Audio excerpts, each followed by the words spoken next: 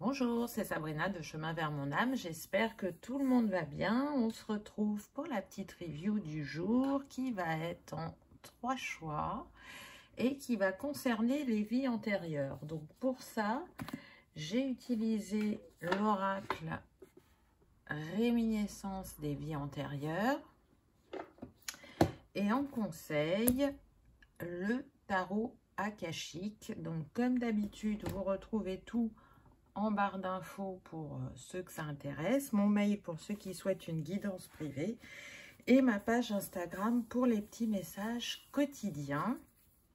Donc on va aller dans les annales akashiques, on va aller traverser le temps pour voir comment une vie antérieure peut vous impacter encore actuellement et vous donner des pistes de travail, de réflexion. Je ne sais pas encore si à la fin, en timing, je mettrai les conseils qu'elle donne dans son livre Aux allées, la personne qui a créé Réminiscence des vies antérieures. Il y a 3 techniques qu'elle propose. Je ne sais pas en fait si je peux le faire ou pas. C'est ma question. Après, je suis bien tentée, donc vous regarderez dans le timing, voir si j'ai mis ou pas les techniques. Sinon, vous savez que vous pouvez vous faire accompagner. Si vous êtes en capacité de le faire par vous-même, faites-le. Elle propose un rituel chamanique et elle propose l'EFT, pour ceux à qui ça parle. Donc, pour le choix du jour, on a en 1 l'onyx. Donc, pierre noire reliée au premier chakra. En 2, on a l'aigle marine, pierre bleue reliée au chakra de la gorge. Et en 3, on a l'opale rose reliée au chakra du cœur. Donc, je vous invite à prendre une grande inspiration, à écouter votre intuition, à vous installer confortablement et à recevoir les messages qui vous sont destinés. C'est parti, on y va avec le choix numéro 1. Qu'avons-nous eu? Alors, déjà, ce qu'on nous dit, c'est que la vie antérieure dont on va nous parler, elle s'est passée dans le monde arabe. Je trouve cette carte très puissante. Regardez le regard de ce personnage. Il y a comme une résignation, une tristesse et en même temps, je suis là où je dois être. On est un peu sur ça. Donc le monde arabe, là ce qu'on me dit, ça s'est situé dans ce qu'on appelle le Qatar actuellement. C'est une vie où vous avez pu être touareg, nomade. Je sens qu'on était sur des personnes qui, on me dit, en début de vie, ont pu beaucoup bouger, se déplacer, ce qui était le principe des touaregs. Hein. Ils étaient tout le temps en mouvement. Donc, je sens des personnes qui ont pu appartenir à une famille touareg. Dans cette vie-là, pour moi, vous étiez plus particulièrement un homme. Comment ça apparaît dans votre vie aujourd'hui? Vous pouvez avoir, comment dire, un appel de la culture arabe ou vous en sentir proche, peu importe vos origines. Vous pouvez être attiré à voyager dans ces pays-là. En tout cas, on est sur des personnes qui, pour moi, aiment bouger, aiment être en mouvement, peuvent avoir du mal à rester au même endroit longtemps, que ce soit pour un travail, une maison. Il y a besoin de bouger, alors qu'il y a une part d'elle quand même qui cherche à s'ancrer, à se stabiliser. Mais c'est comme si cet appel était plus fort. Donc, je ressens comme une espèce de dualité. Je sens aussi par rapport à cette vie-là, qu'on est sur des personnes qui ont beaucoup donné pour leur peuple, pour leur famille, qui se sont fait passer au second plan et qui n'ont pas forcément fait des choix qui leur ont amené ce qu'elles pensaient. Elles étaient vraiment dans l'intention de bien faire, mais du coup, ça n'a pas été bien accueilli, je dirais. Donc, je vais mettre toutes les cartes comme ça, je vous les dirai au fur et à mesure, mais moi, ça me permet d'avoir une ligne. Ah, intéressant. On a eu le scribe ensuite. Ah, la blessure de rejet, vous voyez. Je vous disais, hein, c'est... Et on verra à la fin pour le conseil, je la mets à l'envers, on regardera ensuite. Donc c'est intéressant. Vous voyez, parce que je vous disais que le Touareg, il bougeait beaucoup. Et on a une carte qui contredit ça, puisque on vous dit qu'en fait, dans cette vie-là, vous étiez scribe. Donc pour moi, ce que je ressens, c'est qu'en fait, vous êtes allé à l'encontre de ce que votre famille voulait pour vous, et surtout la manière dont elle vivait. Cette vie de nomade, c'était pas possible en tant que scribe, et votre famille, elle a connu différentes difficultés et vous avez accepté d'être scribe pour essayer de donner une stabilité à votre famille, mais ça n'a pas été bien accueilli. C'est comme si vous étiez vous alliez à l'encontre de ce qui était prévu pour vous. Ils n'ont pas compris vos choix. Vous avez eu beau leur expliquer, leur montrer ce que ça pouvait leur apporter dans leur quotidien. J'entends que pour eux, ça a été pris comme une défiance. Et du coup, c'est ce qui a engendré la blessure de rejet, puisque ils vous ont rejeté. Très clairement, ils vous ont rejeté et vous n'avez pas pu leur donner l'aide que vous souhaitiez leur apporter, que ce soit au niveau financier ou qualité de vie. Mais en même temps, même si ça ravivait cette blessure de rejet, vous avez beaucoup appris de ce métier de scribe. Je sens que vous avez travaillé pour un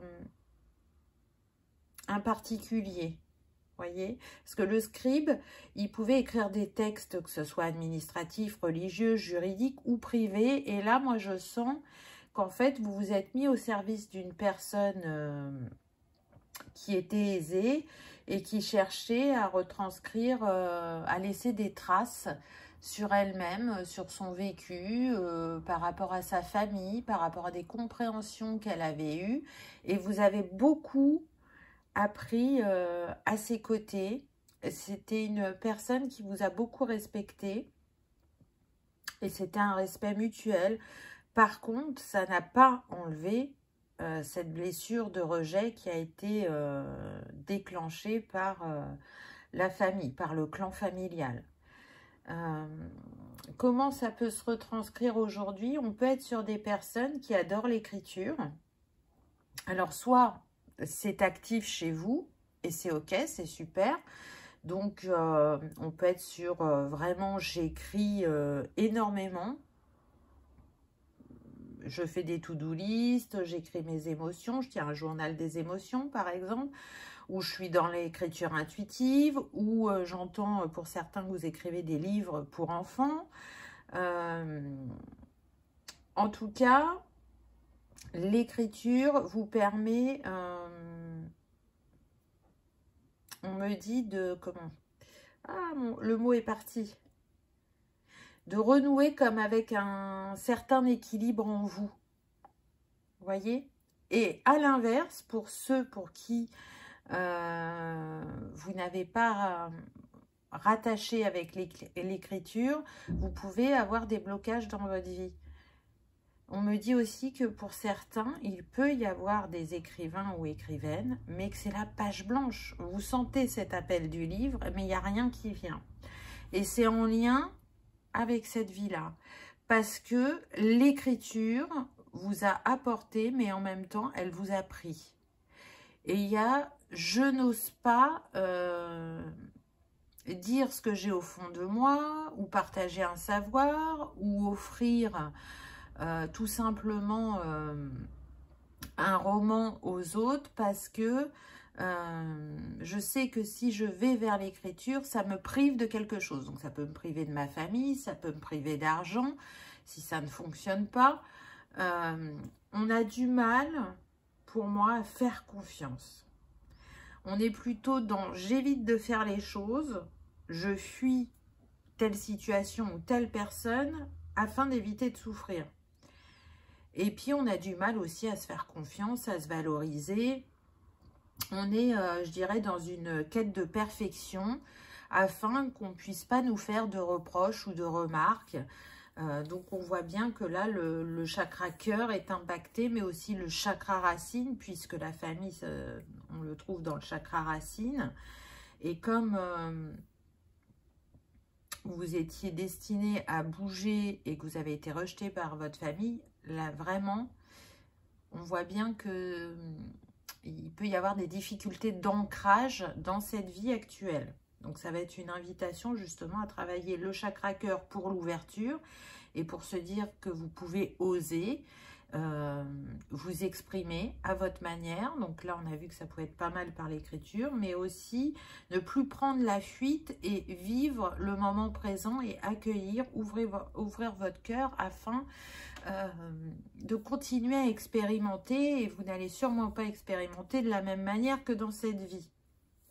En tout cas, là, ce que je ressens, c'est que cette blessure de rejet, elle est active actuellement et elle vous fait souffrir.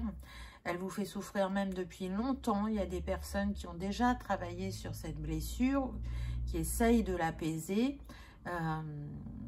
Ça arrive par moments que ça fonctionne, mais d'une manière générale, c'est une blessure très active chez vous. Pour certains, vous en avez conscience, pour d'autres, vous allez en prendre conscience. On voit avec le scribe et cette bougie là sur les mains de l'auteur que c'est ce qui vous anime, c'est votre lumière. Pour moi, on est sur des âmes qui portent des grands savoirs, qui ne se sont pas réveillés ou qui commencent à peine à se réveiller et qui vont avoir à partager à travers soit un blog, soit un livre, ou peut-être ouvrir une page Instagram pour partager. Ça va se manifester de différentes manières, mais c'est une invitation vraiment à accueillir ce qui vient à vous, à ne pas fuir, à ne pas détourner le regard, on me dit.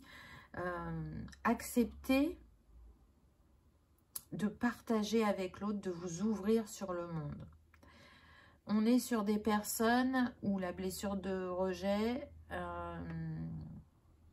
s'active beaucoup, on me dit, soit sur le plan professionnel, où on n'a jamais trouvé sa place, et c'est pour ça qu'on va d'emploi en emploi, parce que dès qu'on sent qu'il y a quelque chose qui peut nous affecter, on préfère partir avant d'affronter la situation. On peut être aussi sur des personnes, on me dit, qui n'acceptent que de l'intérim. Comme ça, elles ne fixent pas sur une entreprise, elles ne créent pas de lien. Donc, on peut être aussi sur des personnes, du coup, assez solitaires, qui n'ont pas un grand cercle d'amis, qui n'ont pas développé un cercle relationnel très important, de manière à vraiment trier sur le volet, on me dit, qui les entoure, pour essayer de souffrir le moins possible.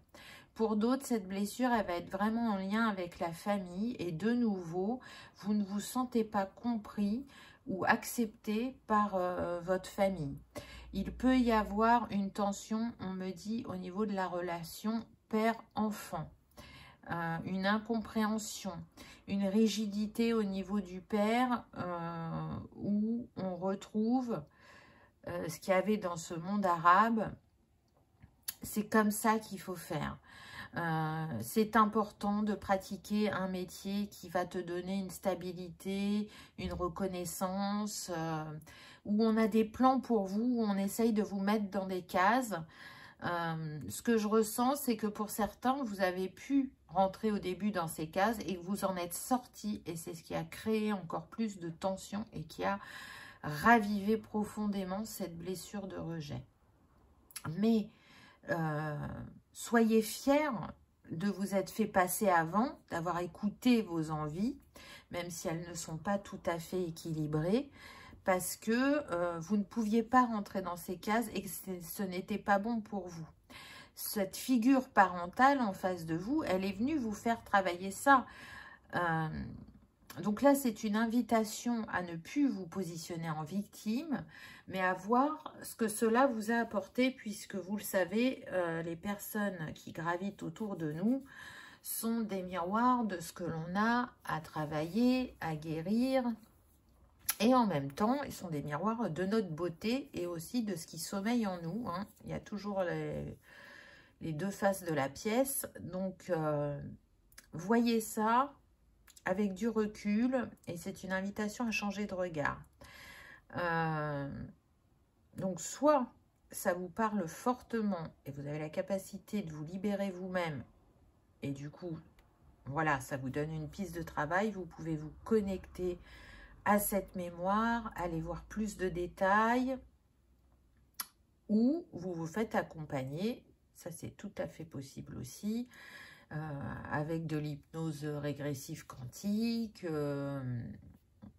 avec un chaman, peu importe, voyez comment ça vous appelle, mais en tout cas, vous allez voir qu'il y a un certain équilibre qui va se repositionner dans votre vie quand vous aurez réussi à apaiser cette blessure de rejet, à vous pardonner et à pardonner à l'autre. La reconnexion à l'écriture, pour certains, va être fulgurante et vraiment, ça va vous enjouer. C'est comme si vous retrouviez une part de vous-même. Ce que je ressens aussi dans cette vie-là, c'est que vous avez essayé de retourner plusieurs fois vers votre famille et que vous êtes même allé assister à l'enterrement, on me dit, de vos parents. Vous n'avez pas été bien accueillis, ce qui a amplifié encore plus cette blessure de rejet, parce qu'il y avait des frères et sœurs, et eux sont restés dans la tradition familiale, on va dire. Il n'y avait vraiment que vous qui étiez à part. Et c'était un besoin chez vous. Même si vous n'étiez pas accepté, ça vous paraissait indispensable d'être présent pour ce moment très important. Voilà ce que je peux vous dire pour cette vie. Donc, on va voir le conseil qu'on a avec le tarot akashique. C'est très intéressant, regardez. On a le 3 de force, donc, qui est le 3 de bâton, le nid d'oiseau. Et je trouve ça super puissant parce que là, on a une famille d'oiseaux. On a le papillon avec la transformation. Et si aujourd'hui, vous n'avez pas réussi à poser vos bagages, on vous dit que vous êtes capable de construire quelque chose de solide et de durable dans la matière. Vous pensez ne pas pouvoir le faire alors que c'est possible et que de toute façon, au niveau énergétique, c'est déjà en train de travailler et vous avez commencé cette mue, cette transformation pour vivre les choses différemment. Donc, c'est très, très fort. Le 3, c'est aussi retrouver sa trinité intérieure. Et avec cette libération, c'est vraiment ce que ça va vous amener. Donc, je trouve ça très encourageant. Pour certains, il y avait le refus de créer une famille et qui mettait en avant comme prétexte, entre guillemets, que leur liberté était importante, qu'ils ne sentaient pas l'appel d'être parents, alors que c'est vraiment en lien avec cette vie-là.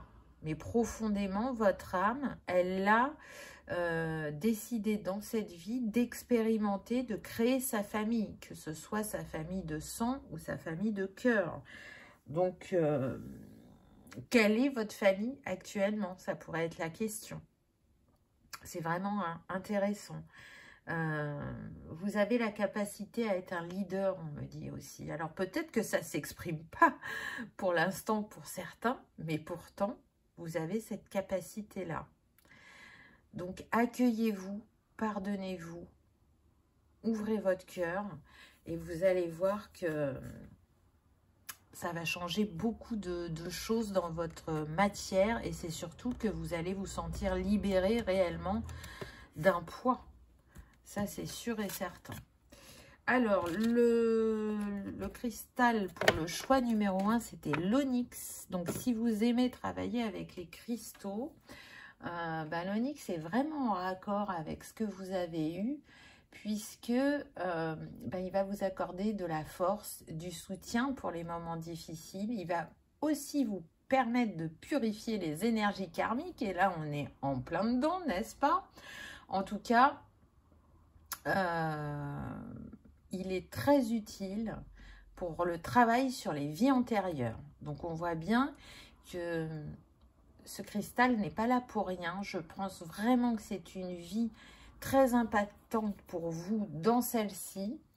Donc, vous pouvez travailler avec l'onyx. Ça va vous permettre de guérir d'anciens traumatismes.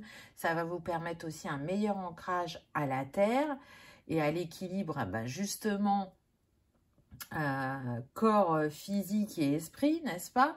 Donc, c'est un bel outil d'accompagnement, je dirais, parce qu'il va vous redonner confiance en l'avenir. Et l'onyx est relié donc au premier chakra pour les amoureux de la lithothérapie. Voilà, choix numéro 1. J'espère que ça vous aura parlé, que ça aura vibré, que vous aurez passé un agréable moment. Si tel est le cas, je vous invite à liker, partager, commenter afin d'agrandir cette communauté de lumière et d'amour et que le message soit partagé au plus grand nombre. Si vous n'êtes pas encore abonné, je vous invite aussi à le faire. C'est gratuit et ça vous permet de savoir quand est-ce que je poste des vidéos.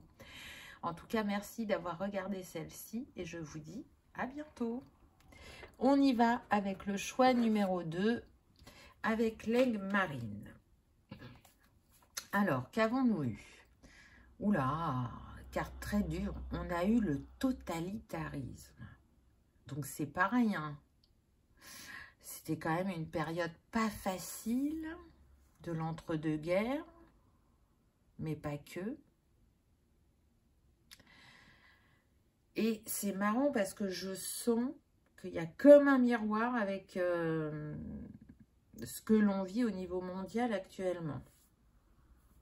Donc le totalitarisme, c'est quand même n'accepter, je dirais, aucune force d'opposition et c'est exercer du contrôle. Donc c'est ce que vous avez vécu. Alors on me dit que ça se serait passé en Asie. Donc en Asie, donc A-S-I-E, hein, je vais y arriver. Il est vrai qu'en Asie, il y a le totalitarisme. En tout cas, je sens que c'est vraiment très puissant au niveau du chakra de la gorge. C'est pas pour rien, à mon avis, qu'on a eu l'aigle marine, parce que la parole, l'expression a été importante dans cette vie antérieure. Donc, soit vraiment vous n'avez pas pu vous exprimer, pour certains, et pour d'autres, vous avez essayé de mettre votre expression au service de la liberté, pour retrouver une liberté ou pour montrer que on pouvait reprendre sa liberté. Là, c'est ce qui me vient. Je vais poser les autres cartes pour avoir un fil. Donc ensuite, voilà. Personnalité influente, on a eu. Ça a créé la soumission, très intéressant. Et la carte conseil, je la mets à l'envers, on la verra à la fin. Alors, qu'est-ce qui me vient là? Oui, c'est ce que je vous disais pour certains. Alors, je sens vraiment deux énergies différentes. Donc, il y a vraiment des personnes qui étaient dans la peur, qui ont mal vécu cette période de totalitarisme parce qu'elles n'étaient pas libres de leurs actes, de leurs expressions. Et comment ça peut impacter votre vie aujourd'hui, celle-là. On est sur des personnes pour qui, justement, la liberté sous toutes ses formes, la liberté d'être, la liberté d'expression, la liberté de faire et l'individualité vont être très importants. Donc, cette période du coco a ravivé cette blessure de soumission. Pour vous, c'est insupportable. C'est relié aussi à l'injustice. Donc, peut-être que ce que je ressens pour certains, c'est que vous faisiez partie des personnes qui n'ont pas pu s'exprimer et qui se sont progressivement éteints intérieurement dans cette vie-là, qui étaient dans la peur pour leur famille, pour leurs proches, la peur de ce qui pouvait leur arriver. C'était la peur en permanence. On n'a pas réussi à trouver un apaisement ou à trouver une forme de liberté intérieure par rapport à ce que l'on vivait.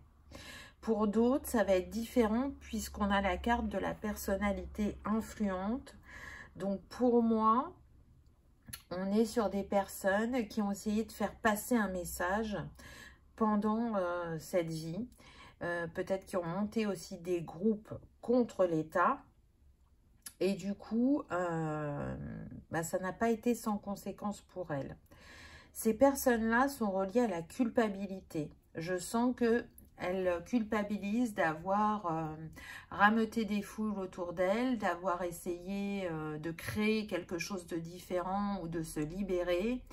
Et ça n'a pas fonctionné, on me dit, et donc il y a eu des conséquences. Et il y a quelque part cette culpabilité, même si d'un autre côté, on sait que c'est ce qu'on avait besoin de faire. On ne pouvait pas faire autrement, c'était un appel à redonner de l'espoir aux gens, à essayer d'être présent pour eux et de se libérer de ce qui les enchaînait dans cette vie-là. Mais du coup, pour ces personnes influentes, ça a demandé une très grande exigence d'elles-mêmes. Et pour certaines, vous en avez eu une perte d'identité. C'est-à-dire que vous ne saviez plus qui vous étiez à force de tenir certains discours, de vous méfier, de créer des collaborations. Ça demandait de porter des masques et de ne pas être complètement authentique pour obtenir certaines choses. Et du coup, en chemin, vous vous êtes perdu. Vous vous êtes perdu et c'est ce qui a provoqué votre chute, on me dit, pour certains. Donc, c'est compliqué quand même comme vie. On était aussi, pour d'autres, dans le contrôle de son image, de ce que je renvoie. Il y avait une espèce d'aura autour de vous. Même si c'était des rendez-vous cachés pour informer les gens, vous vous rendiez bien compte de l'impact que vous pouviez avoir sur un certain groupe de personnes. J'ai envie de dire que la soumission est d'autant plus forte que pour moi, vous l'avez vécu aussi au niveau familial.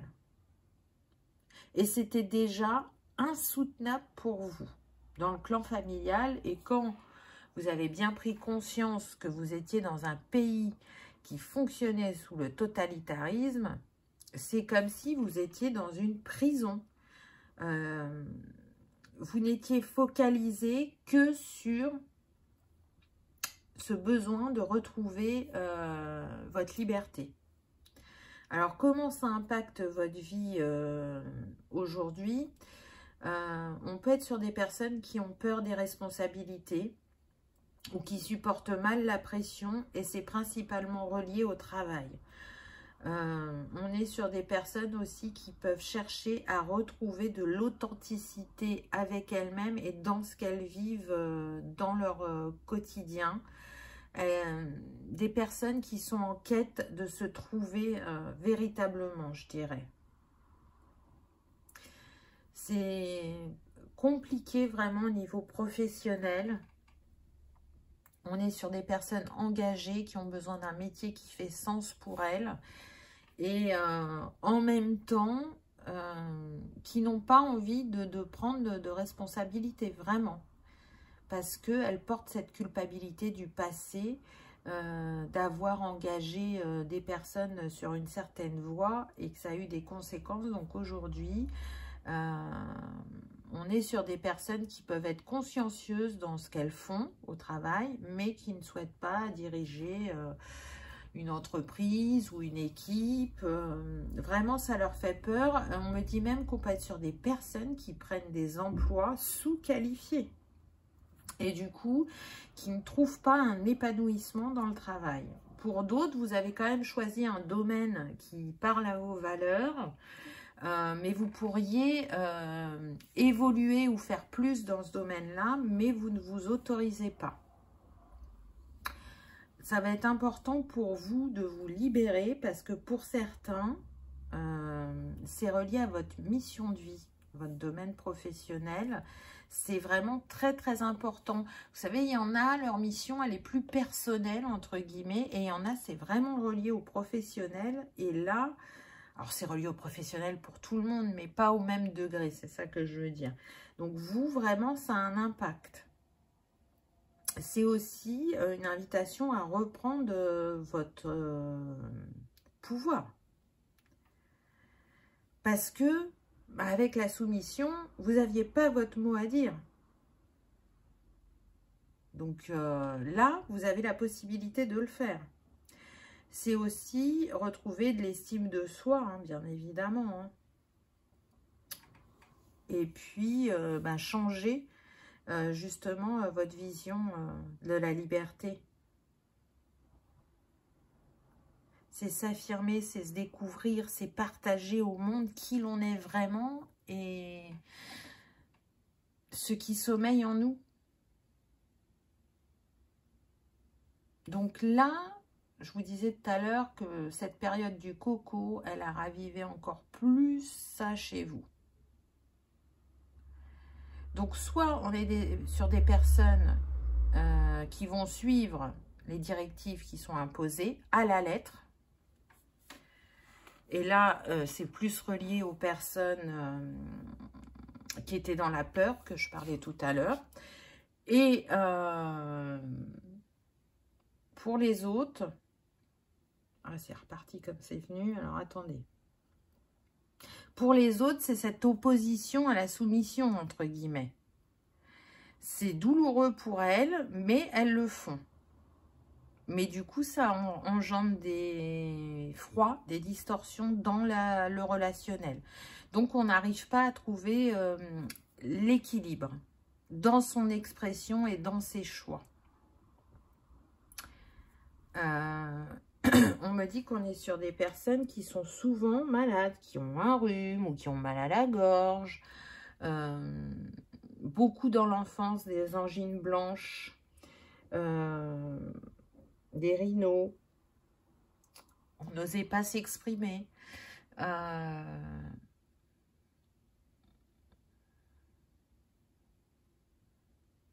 Des répercussions physiques aussi.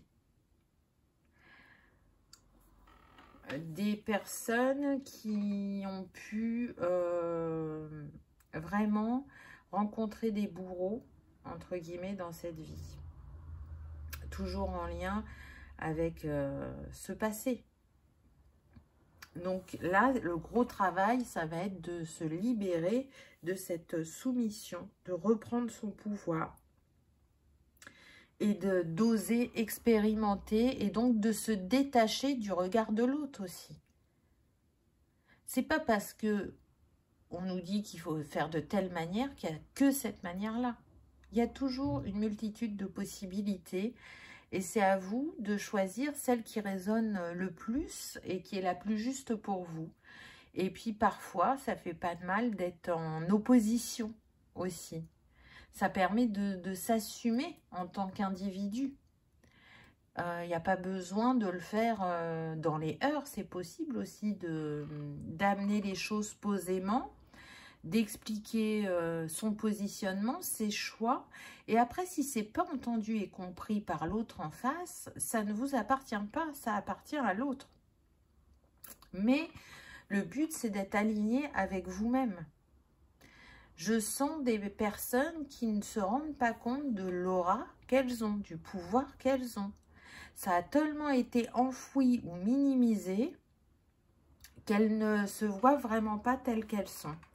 Elles ont beaucoup à offrir au monde, et déjà à elles-mêmes, mais elles ne s'autorisent pas.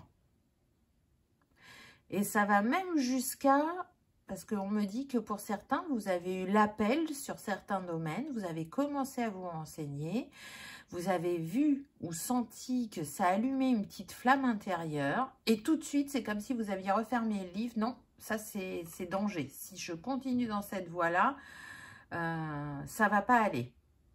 Et c'est comme si, voilà, vous n'autorisiez pas votre feu sacré à crépiter, à s'exprimer, à vous enjouer, à vous emporter vers ce qui vous est destiné.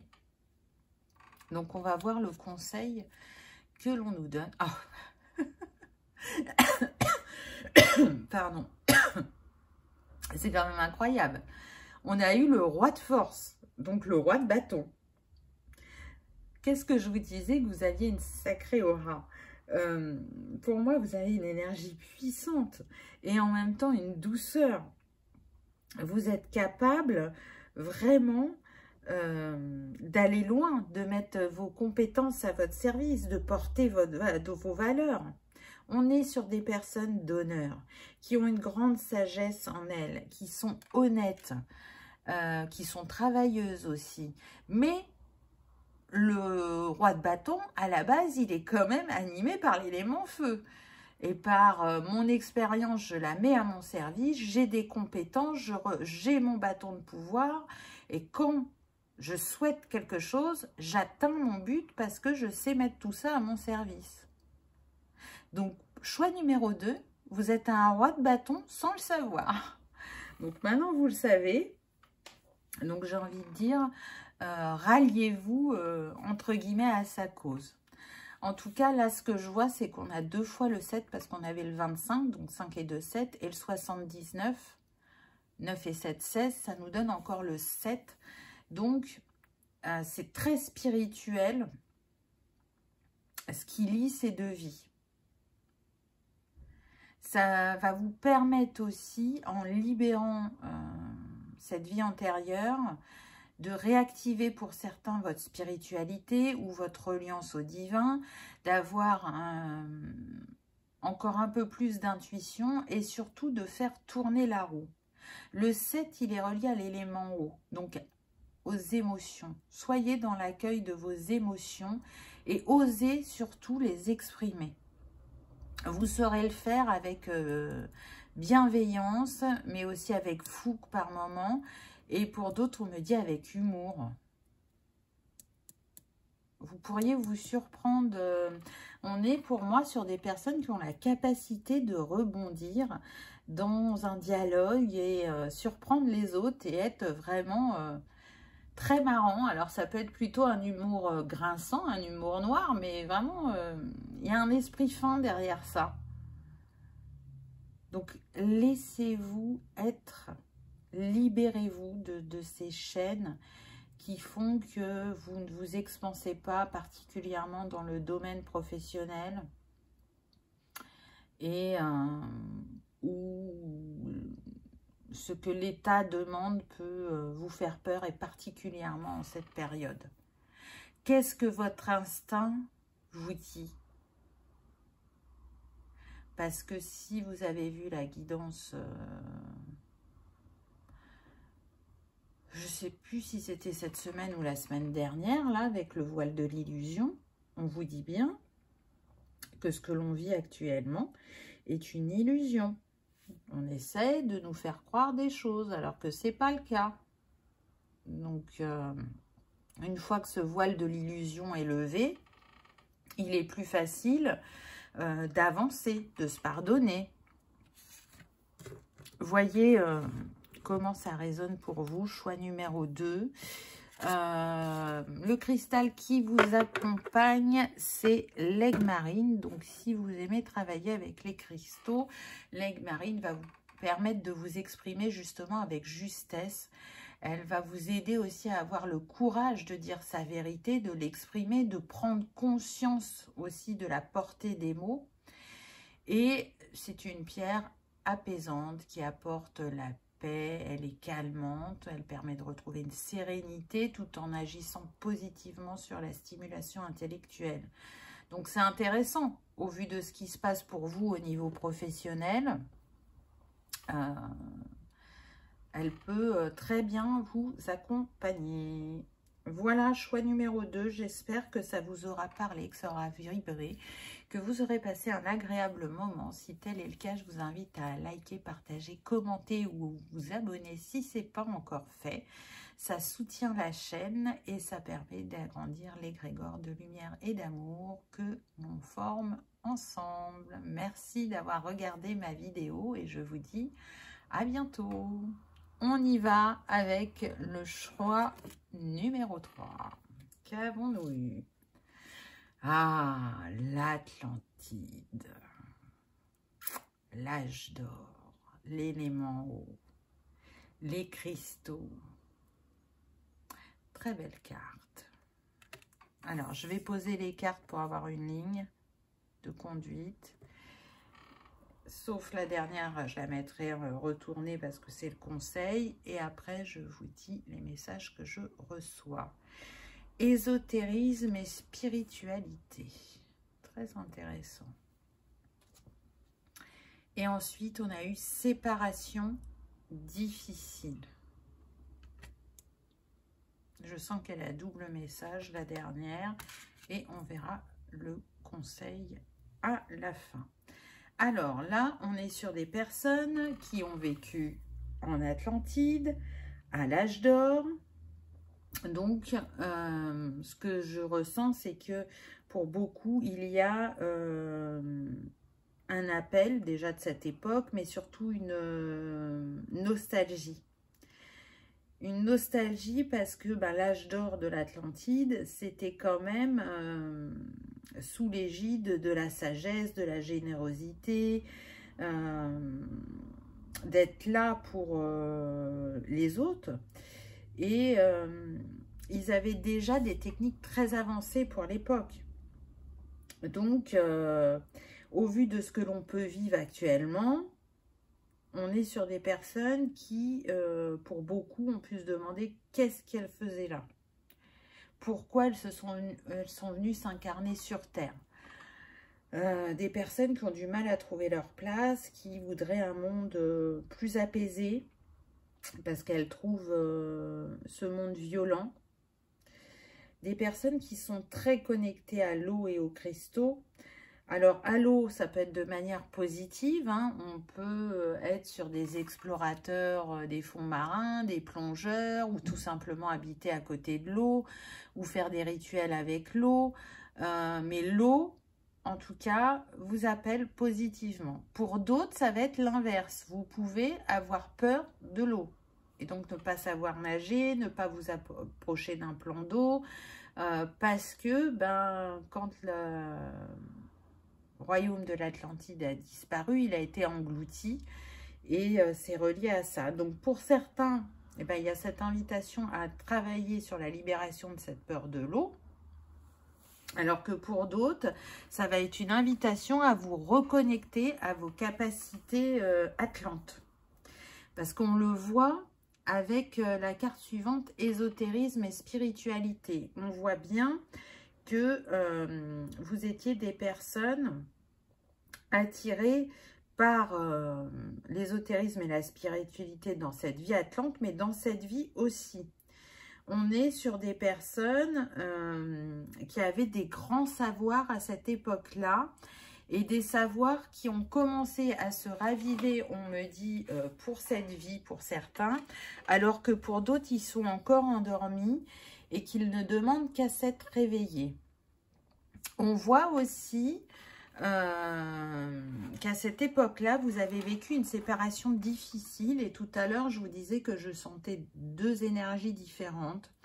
Donc, pour moi, c'est vraiment relié pour certains au fait que Atlantide ait été engloutie. Ça a été une très grande peine pour vous parce que vous avez aimé vivre en Atlantide.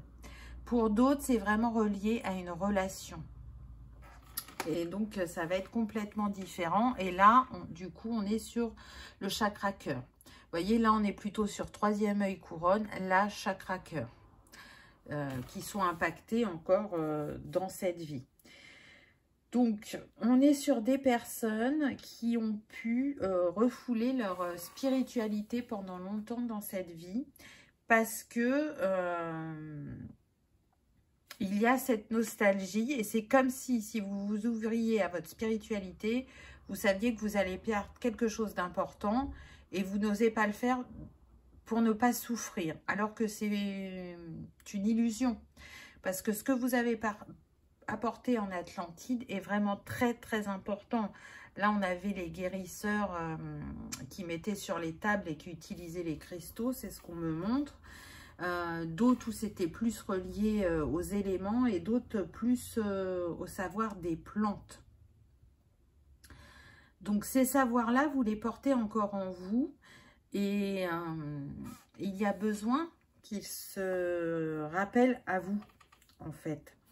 Là, je sens qu'on est vraiment sur des vieilles âmes et des personnes qui sont là pour ouvrir les consciences, qui sont là pour débloquer justement ces savoirs anciens qui sont amenés à accompagner les autres.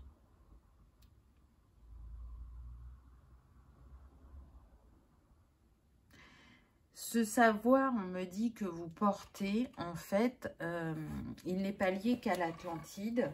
Vous avez acquis différentes capacités et dons à travers plusieurs vies. Et là, aujourd'hui, c'est comme si vous n'accueilliez pas, entre guillemets, votre puissance. Mais dans le bon sens du terme, hein, quand je dis puissance. Il y a vraiment quelque chose de très fort en vous et en même temps je ressens une très grande douceur, une bienveillance. Là pour moi on est sur des empathes, des hyper sensibles,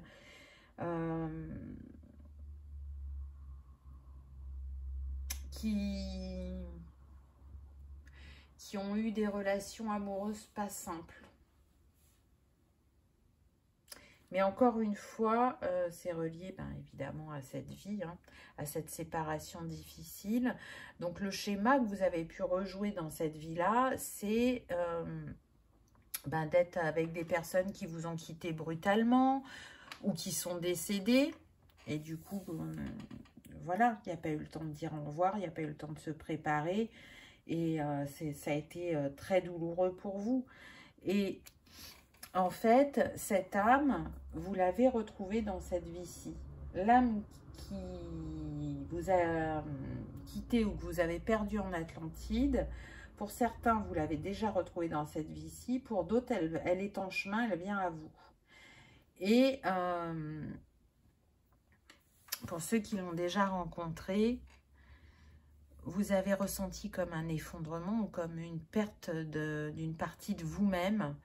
Et c'est ce qui fait que c'est compliqué pour vous de vous ouvrir à l'autre. Il y a quelque part une peur de l'engagement. Il y a l'envie. Il y a une dualité. C'est j'ai envie de vivre une relation, mais en même temps, j'ai peur de ce que ça va engendrer chez moi. Comment je vais réceptionner les défis que la vie va m'amener au niveau de mon couple. Donc, c'est une invitation vraiment à être dans le lâcher-prise. Soyez dans l'instant présent, ne cherchez pas à contrôler.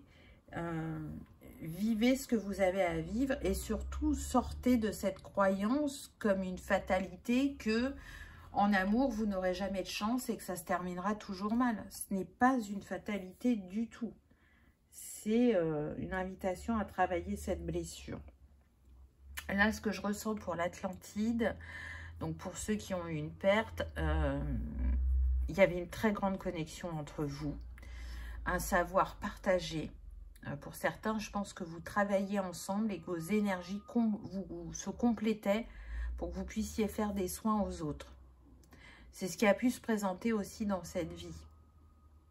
Alors, pas forcément sur de la médecine holistique, hein, ça peut être tout type de métier, mais cette envie de faire ensemble, même dans le travail.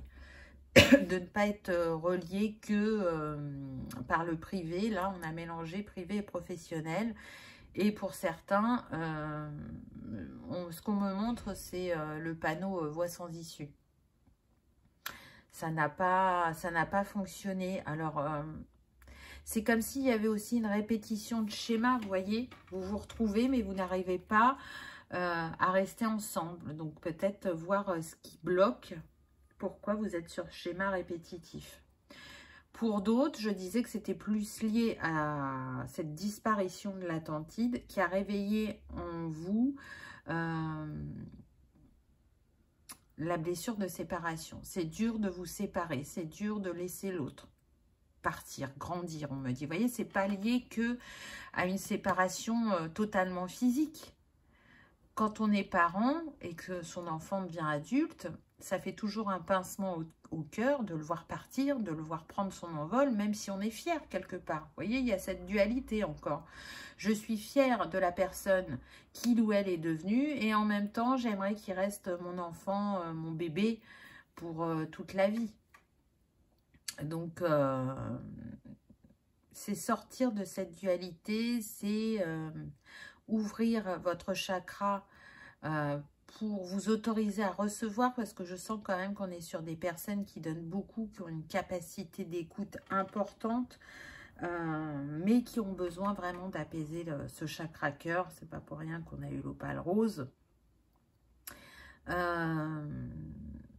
Pour d'autres, donc là, il y a plein d'infos qui viennent, je vous l'ai dit, comme elles viennent. Alors, c'est vrai qu'il y a le fil conducteur est difficile à tenir. Pour d'autres, il y a vraiment cette quête de se retrouver et de retrouver l'autre. Donc, se retrouver dans le sens où j'aimerais être comme j'étais en Atlantide. Et pour d'autres, retrouver l'autre, parce que retrouver la personne de cœur, le besoin vraiment de vivre cette histoire jusqu'au bout. Et ça vous anime profondément. Vous ne pouvez pas l'expliquer, mais il y a cette chose en vous qui dit que il est possible de casser ce schéma répétitif entre vous. Donc, c'est compliqué parce que je sens que pour certains, vous avez rencontré cette personne et que ça s'est terminé. Encore une fois, et que vous ne pourrez pas y faire grand-chose dans cette vie. Pour d'autres, effectivement, vous avez rencontré cette personne, c'est terminé, mais en fait, ça ne l'est pas. C'est comme si c'était une pause, et vous verrez que la vie vous ramènera l'un vers l'autre. Alors, on est sur une guidance générale, donc vraiment faites preuve de discernement, parce que ça ne sera pas pour tous. Mais en tout cas, pour certains, c'est possible, et c'est même quelque part inattendu. S'il y a une part de vous qui croit encore, mais qui se dit que c'est fou, dans cette vie, vous avez la capacité à débloquer ce karma au niveau sentimental. C'est sûr et certain. Pour d'autres, c'est vraiment lié à votre chemin spirituel et à la reconnexion, à vos capacités, à vos dons.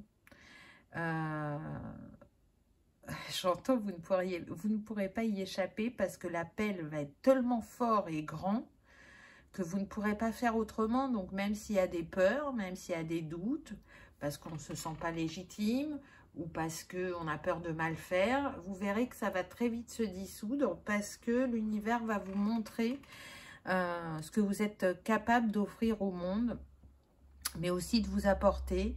Et puis parce que ça fait partie de votre essence naturelle. Accompagner l'autre, donc on est sur des enseignants, des guides, c'est très très beau.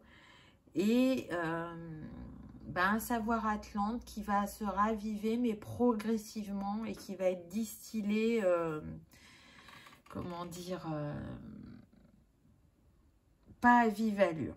On va prendre son temps, parce que au vu de ce qui se passe actuellement, tout ce qui est médecine holistique naturelle, c'est pas bien vu. Et là, c'est des savoirs très très importants qui pourront reprendre leur place en tête d'affiche à un moment bien précis, mais pas maintenant. Mais par contre, ça a besoin d'être réactivé et de commencer à, comment dire, se refamiliariser avec ces dons. Donc c'est très très beau. Là, pour moi, on est sur la médecine du cœur.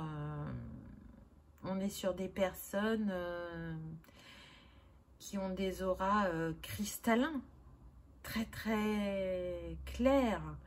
Des personnes qui sont sur des hautes fréquences, on me dit, même si elles ne s'en rendent pas compte.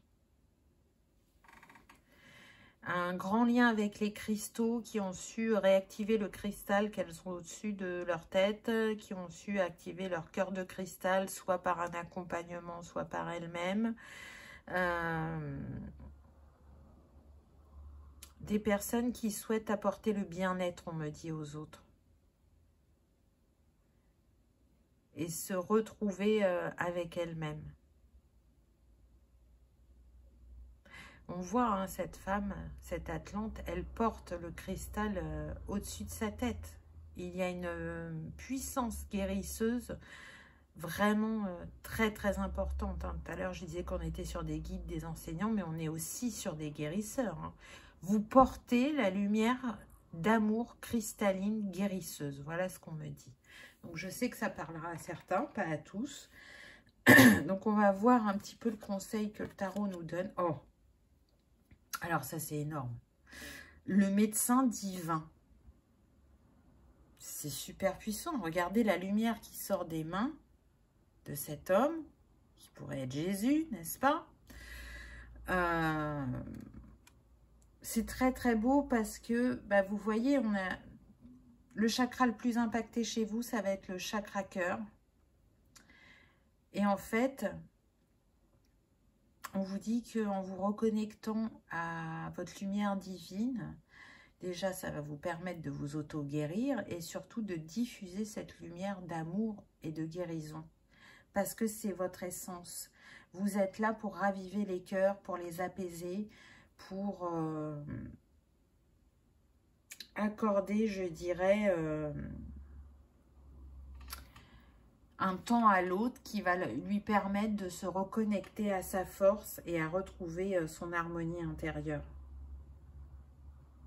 Donc c'est très très beau, vraiment très beau.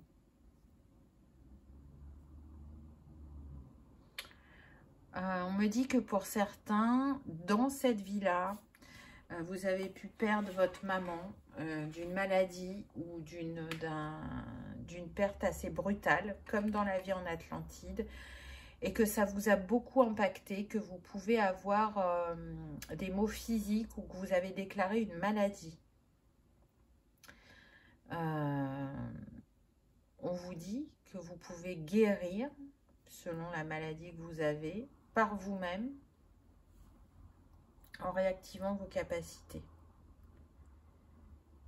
et en ouvrant votre cœur. Je sais que vous avez beaucoup de peine que votre maman soit plus là, mais elle est à vos côtés, elle vous soutient et elle sait que vous êtes une personne merveilleuse et que vous avez beaucoup à offrir au monde. Donc elle aimerait vraiment que vous vous autorisiez à être cette personne lumineuse et apaisante pour vous-même et pour les autres.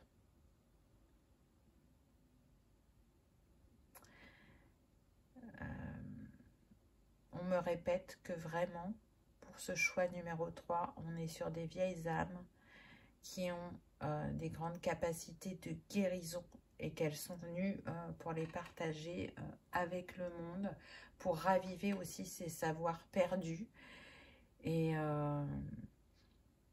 que l'amour les porte.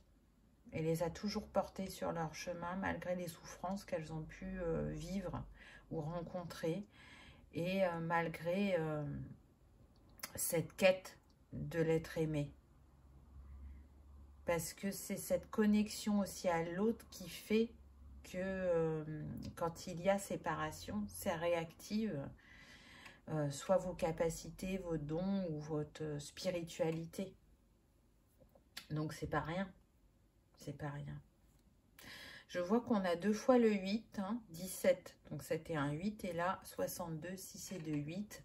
Donc c'est fou parce que ben, le 8, c'est quand même l'infini des possibilités. Et c'est ce qu'on est en train de vous inviter à ancrer dans la matière.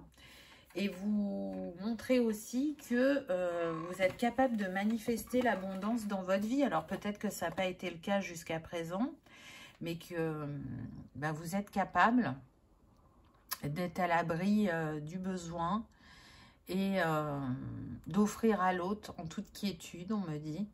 Et surtout, cette abondance, elle est en vous. Elle est en vous.